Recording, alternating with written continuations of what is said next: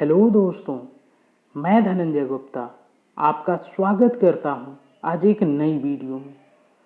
आज के इस वीडियो की हमारी टॉपिक है त्रिविमीय निविड संकुलन, जिसको इंग्लिश में हम लिखते हैं 3 डायमेंशनल क्लोज पैकिंग। दोस्तों, आप सबको पता है कि त्रिविमीय निविड संकुलन को हम पहले ही काफ़ी डिटेल में पढ़ चुके हैं। आज की इस वीडियो में बस इसकी समरी को हम पढ़ेंगे। आज की इस वीडियो में बस हम उन विशेष पॉइंट्स को पढ़ेंगे जिनको ध्यान में रखकर हम इसको बहुत अच्छे से डिस्क्राइब कर सकते हैं। तो आज की वीडियो बहुत मज़ेदार होने वाली है। वीडियो को लास्ट तक देखें। यदि वीडियो को आप देखते हैं तो काफ़ी कन्फ्यूजन जो होंगे आपको त्रिविमीय निविड संकुलन से संबंधित, वे आपके सॉल्व हो जाएंगे। तो चलिए इस मज़ेदार वीडियो को शुरू करते हैं। तो देखिए, जैसा कि आप नाम में ही देख रहे हैं कि यहाँ पर 3 या फिर 3 इंग्लिश वाले नाम में देखें 3 शब्द जुड़ा है, जिसका अर्थ है 3। तो जो त्रिविमीय निविड संकुलन है वो 3 प्रकार का होता है। तो त्रिविमीय भी है और 3 प्रकार भी हैं इसके, ऐसे आप रिलेट कीजिए। इसमें पहला प्रकार है ए पैटर्न का त्रिविमीय निविड संकुलन।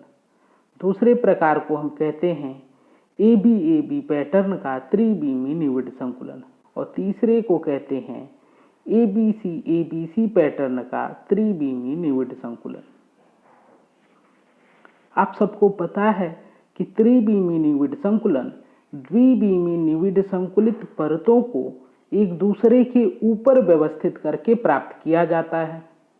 यदि हम बात करें ए पैटर्न के त्रिविमीय निविड संकुलन की, तो इसको हम प्राप्त करते हैं द्विविमीय वर्ग निविड संकुलित परतों को ऊपर नीचे व्यवस्थित करके।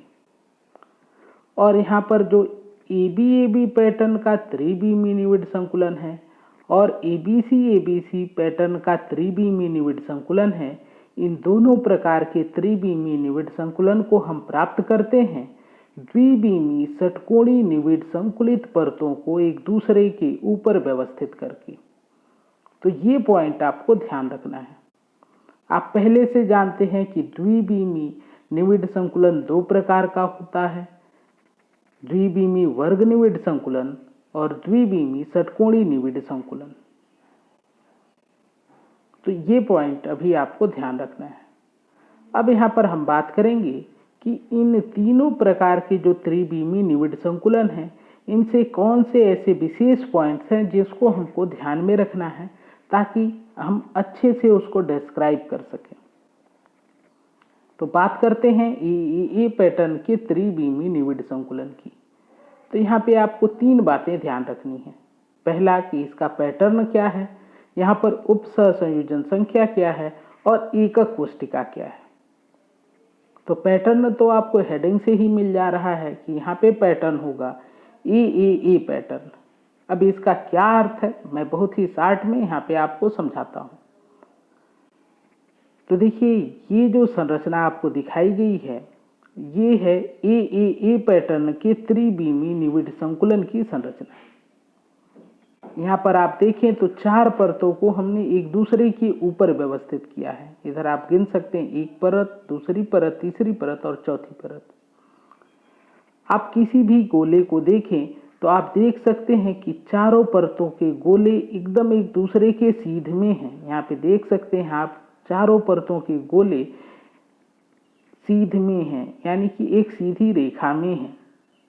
जब इस प्रकार की व्यवस्था मिले कि जो परतों के गोले हों वो बिल्कुल सीध में आते हों, तो हम कहते हैं कि ये परतें समान प्रकार की हैं, अर्थात यहाँ पर ये चारों परतें समान प्रकार की हैं। तो यदि एक परत का नाम हम ए रखेंगे तो बाकी सभी परतों का नाम हम ए रखेंगे, और इसीलिए इस पैटर्न को हम कहते हैं ए पैटर्न। उम्मीद है कि ये पॉइंट आपको क्लियर हो गया होगा। अब बात करते हैं उप सहसंयोजन संख्या की। तो किसी निविड संकुलन में किसी एक गोले को उसके आसपास के जितने गोले स्पर्श करते हैं उसको हम उस निविड संकुलन के लिए उप सहसंयोजन संख्या कहते हैं। तो यहाँ पे देखते हैं, देखिए मान लीजिए इस एक गोले पर हम चर्चा करें तो देखिए ऊपर वाला गोला एक इसको स्पर्श कर रहा है और ठीक नीचे वाला भी, इधर आप देखिए बाएं वाला भी और दाएं वाला भी, ये 4 गोले इसको स्पर्श कर रहे हैं। इसके साथ साथ एक गोला जो इसके पीछे होगा, जो क्लियर हमको दिख नहीं रहा है, वो भी इसको स्पर्श करेगा। और साथ साथ एक गोला जो इसके आगे की तरफ होगा, जो कि परत यहाँ पे आगे नहीं लगाई गई है, तो आगे की परत लगती तो आगे का एक गोला भी इसको स्पर्श करता। यानी कि किसी एक गोले को 6 गोले स्पर्श कर रहे हैं। 4 इधर वाले आप देख सकते हैं जो क्लियर आपको दिखाई दे रहा है, एक पीछे वाला और एक आगे वाला। यानी कि ए पैटर्न के त्रिविमीय निविड संकुलन की उप सहसंयोजन संख्या 6 होती है। अब हम बात करते हैं एकक कोष्टिका की। तो आप देख सकते हैं यहाँ पे एकक कोष्टिका घनीय है। एकक कोष्टिका के एक दूसरे फिगर को मैं यहाँ पे आपको दिखाता हूँ। आप देखिए यहाँ से एकक कोष्टिका को अलग करके यहाँ पे बनाया गया है। आप देखें तो एकक कोष्टिका की ज्यामितीय घनी है और इसमें अवयवी कण जो हैं वो केवल घन के कोनों पर उपस्थित हैं, इसलिए इस एकक कोष्टिका को हम कहेंगे आद्य घनी एकक कोष्टिका। तो ए पैटर्न के त्रिविमीय निविड संकुलन की एकक कोष्टिका होती है आद्य घनी एकक कोष्टिका। तो ये 3 पॉइंट यदि आपको ध्यान है तो बहुत ही आसानी से आप अपने शब्दों में इस निविड संकुलन को डिस्क्राइब कर सकते हैं।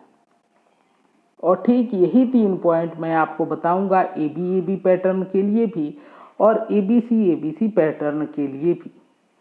तो चलिए अब दूसरे प्रकार के त्रिविमीय निविड संकुलन पे चलते हैं। देखिए यहाँ पे मैंने हेडिंग लगा दिया एबी पैटर्न का त्रिविमीय निविड संकुलन। यहाँ पर भी यही 3 पॉइंट हम पढ़ेंगे, पैटर्न, उप सहसंयोजन संख्या और एकक कोष्टिका। पैटर्न तो आपको यहाँ पे नाम से ही मिल जा रहा है कि यहाँ पे पैटर्न होगा एबी पैटर्न। इसको हम एक फिगर से क्लियर कर लेते हैं। तो देखिए ये है एबी पैटर्न के त्रिविमीय निविड संकुलन का फिगर। यहाँ पे आप देखें कि जो सबसे नीचे वाली परत है, जिसको आप पहली परत कह सकते हैं, इसके गोले दूसरी परत की सीध में नहीं आ रहे हैं, बल्कि दूसरी परत के गोले थोड़े किनारे पड़ जा रहे हैं। लेकिन तीसरी परत के गोले और पहली परत के गोले बिल्कुल सीध में आ रहे हैं। यानी कि यदि पहली परत को ए कहेंगे तो तीसरी परत को भी ए कहेंगे, लेकिन दूसरी परत का नाम हम कुछ अलग रखेंगे तो बी रखेंगे। दूसरी परत और चौथी परत की जब हम तुलना करते हैं तो हम देखते हैं दूसरी परत के गोले और चौथी परत के गोले बिल्कुल सीध में आते हैं। तो दूसरी परत को हम बी कहेंगे तो चौथी परत को भी बी कहेंगे। यानी कि यहाँ पे जो क्रम मिलेगा वो ए फिर बी फिर ए फिर बी, यानी कि इस पैटर्न को हम कहेंगे एबी पैटर्न। क्लियर है। अब बात करते हैं उप सहसंयोजन संख्या की। तो इसको तो आप सीधे याद रखिए पहले कि उप सहसंयोजन संख्या 12 होती है, लेकिन मैं यहाँ पे थोड़ा सा समझाता हूँ कि कैसे 12 होती है। तो देखिए यहाँ पर हमने इसके एक छोटे से टुकड़े को बनाया है जिसको आप इसकी एकक कोष्टिका कह सकते हैं। यहाँ पे इस परत पे आप ध्यान दें तो ये परत 6 गोलों से बनाया गया है, 6 गोलों से बना है, जिसको यहाँ पे जिसमें से आपको 4 दिख रहे हैं, 2 पीछे की तरफ हैं।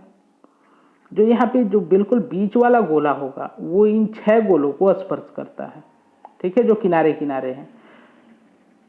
और साथ साथ जो बीच वाला गोला है इन ऊपर के 3 गोलों को और नीचे के 3 गोलों को भी स्पर्श करता है। यानी कि यहाँ पे उप सहसंयोजन संख्या होगी 3 और 6 9 और 3 12, यानी कि यहाँ पे उप सहसंयोजन संख्या 12 होगी। इसको आप ऐसे डायरेक्ट भी याद रख सकते हैं।